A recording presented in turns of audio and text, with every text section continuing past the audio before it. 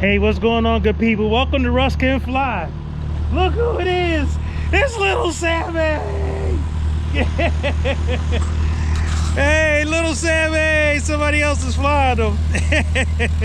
That's awesome. Perfect.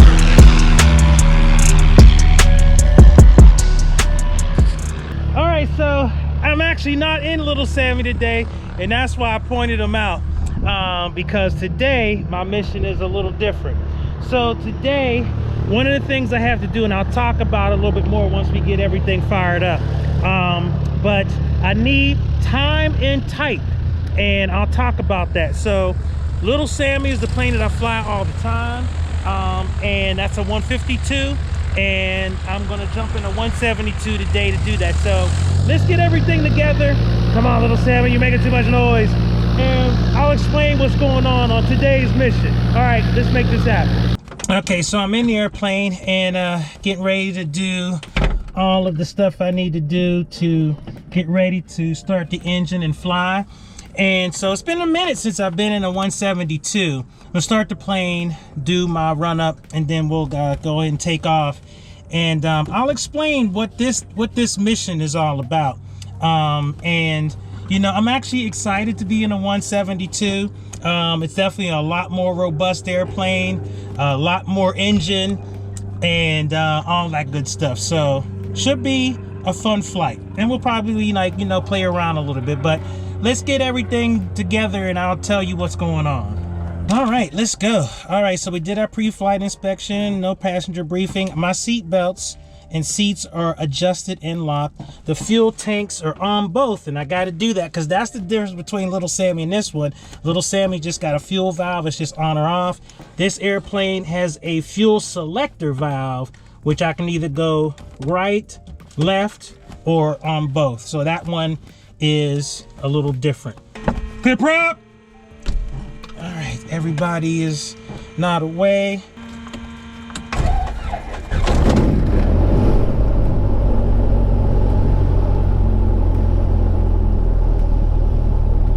Check 1, 2. Ooh, loud, loud, loud.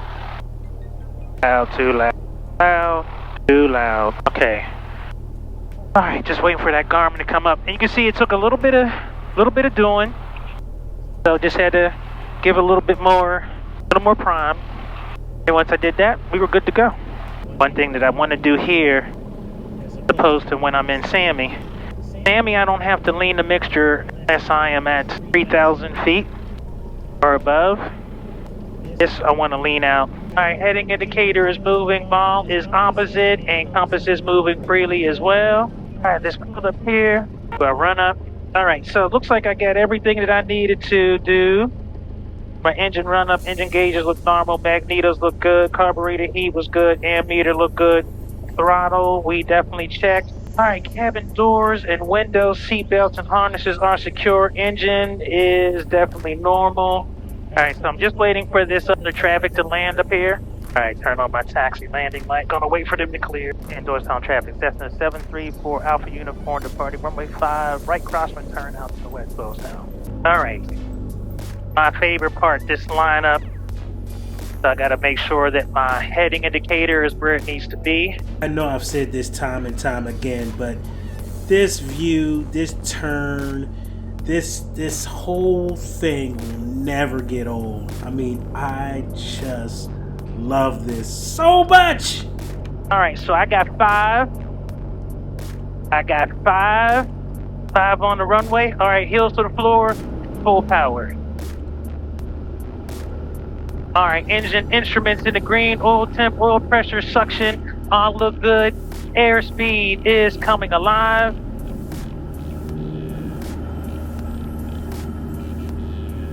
And she popped up quick. I was so used to little Sammy. Yikes! I forgot how robust these 172s are, man. Goodness gracious. Holy smokes. That was so dang on quick. That's crazy. All right, I'm gonna go up to 4.5. Man, that was quick. I mean, that just happened so fast. You know what I mean? It's just crazy. So I'm climbing out at about 1,200 feet a minute. I haven't seen that in ages. Absolute ages. It's crazy. All right, so all my lights are where I need them to be. Taxi landing light is off. Don't need my strobes. And we're climbing to 4-5. All right, so what I'm doing now is I'm climbing and looking at the traffic, but I'm also looking at my instrument. So looking at my attitude indicator. I'm using that as my primary pitch for now. Looking at my vertical speed and just climbing on out. And like I said, it's been so long since I've been in this 172, almost 3 months. And I will say, I wasn't used to that performance. I mean, it's like I got like a third of the way down the runway, and that bad boy was like already off the runway. I'm used to little Sammy having to do just a little bit before we get off the runway. So definitely interesting. All right, so as I'm making my way up to my cruising altitude, and we got up here quick, so I'm at 4,500 feet already. Crazy, man, crazy. Oh, man, I'm really climbing. Okay, so that's the one thing that's kind of interesting is like I was really kind of starting to climb. Let's pull some power so I can get back down at my cruising altitude. Just making sure I'm looking for traffic too. All right, so, and where I was flying, I had to look for a lot of traffic because there's like jumpers, parachute jumpers, whatnot. So I definitely had to make sure that I was looking at, any of those things. And one of the things that I'm realizing that I'm having a little bit of a difficult time is really maintaining my altitude. With this bigger engine, this airplane wants to climb, and I just kind of keep looking at my power settings and trying to trim off these pressures, keep everything where they need to be. Now I'm just leaning out. All right, mixture's full, Rick. I'm gonna climb up to 6.5. There's me and this other aircraft over here. I see him off to the right here. So we'll go ahead and climb up. And that's the beauty of this 172. I have no problem as we were about to converge. So I figured, let me just go get some altitude. And a lot of times you can't tell if like other airplanes have ADS-B or not. And that is definitely the beauty of this 172. I saw that I was, in a little bit of air conflict with another airplane. I made contact on poor flight, and then I actually saw them and put eyes on them. And it was just clear to me that we were going to be at a crossroads. So I figured rather than 4.5, let me just go and climb up to 6.5 and let him be about his business. All right, so we're at our new cruising altitude. Instead of 4,500, we're now at 6,500, just like that. I'll just have to start my descent a little earlier, given the fact that I have a little bit more altitude, and really just trying to fight this airplane. He wants to rock. All right, so as I was saying before, and before I say any of this, I have to offer this disclaimer. So first of all, I am not a certified flight instructor. The words that I'm about to say in this video are not meant to be flight instruction, but just merely for entertainment purposes only. Got me? So I just don't want anybody to think that I am trying to be a certified flight instructor here, nor provide any flight instruction in this video. Just merely explaining what I'm doing and why, and what this mission is all about. So I am in a Cessna 172. I'm usually in Little Sammy or a Cessna 152, and I fly in that airplane pretty regularly.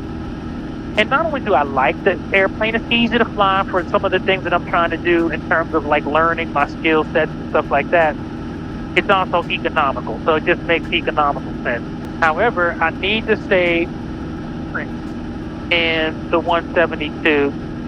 Now, I believe that if you're a student pilot, you have to fly every 30 days in a time to have time and type currency. I believe once you are licensed, you need to fly every 90 days to have time and type currency. And so since I do most of my flying in Little Sammy, that's a different type of aircraft. So I can't count my time in Little Sammy as a 152 and apply it in this airplane, which is a 172. So at least, at a minimum, every 90 days, I have to fly in a 172 in order to keep my time and type current. And so that's what this flight is. This is basically to build some cross-country time, number one. And number two, to make sure that I'm keeping my currency up. Now, the other thing that I'm doing is I'm distracting myself by doing all this talking, and I'm looking at my instruments, but one of the things I wasn't paying attention to was my heading indicator. And yes, I got off track, which was not a good thing. If you look straight up there, I don't know if you'll be able to see, there's a runway down there. That's Reading Airport. And of course, that famous ridge out there that we know and owe and love so well. All right, so I'm just flying out and really fighting a little bit. So really not doing that great a job keeping my altitude. I'm within 100 feet, but I want to be within 25 feet. And so I'm definitely going above that. I'm more like 50 to 75 feet off right now. And in my heading, definitely not doing the best job there. So got to make my scans a little quicker, paying attention to that a little bit more.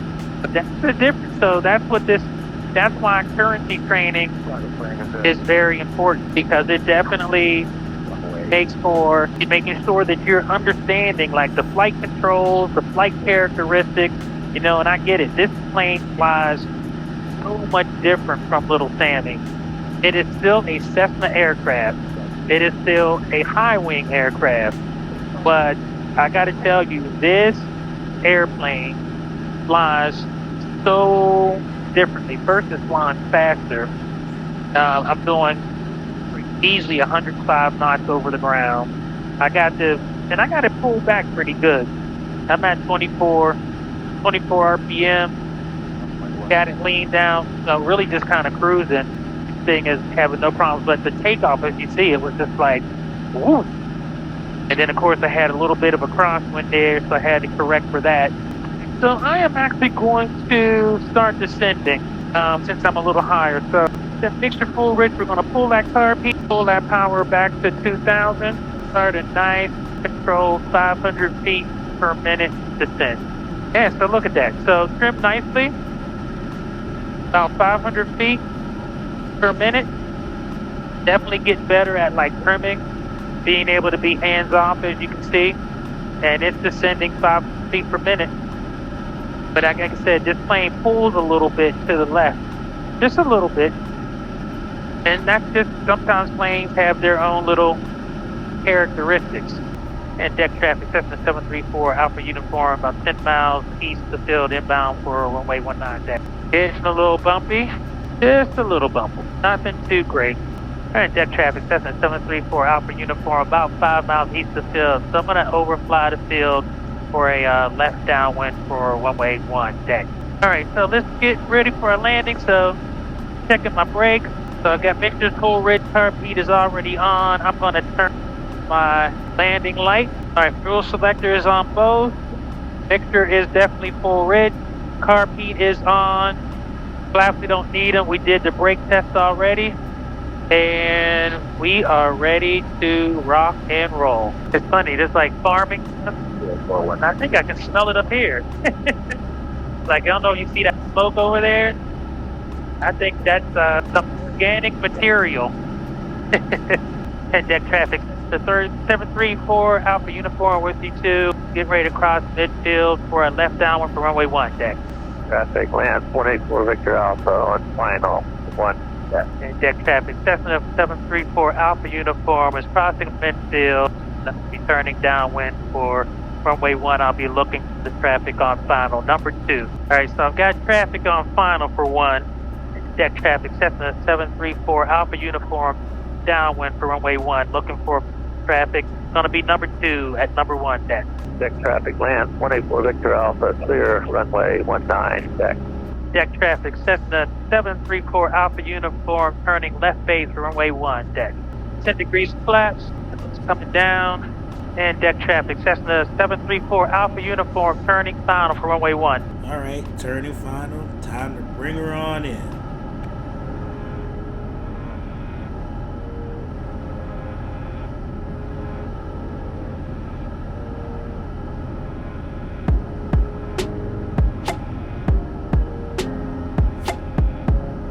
I like my speed.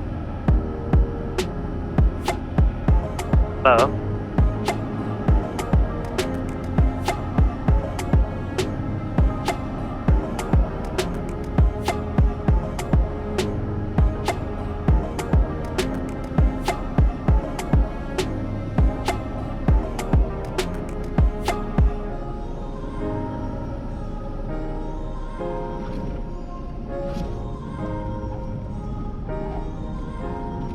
So that was 4D and a nice crosswind landing. It was not my best of landings, but man, definitely a nice stiff crosswind.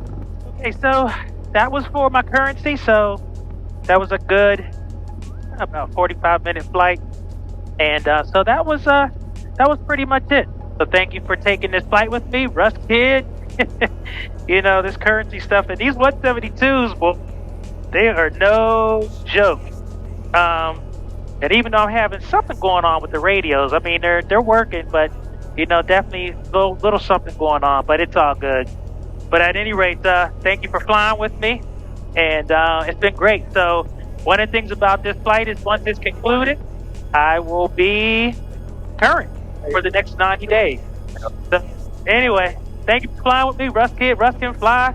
I'm out. Peace.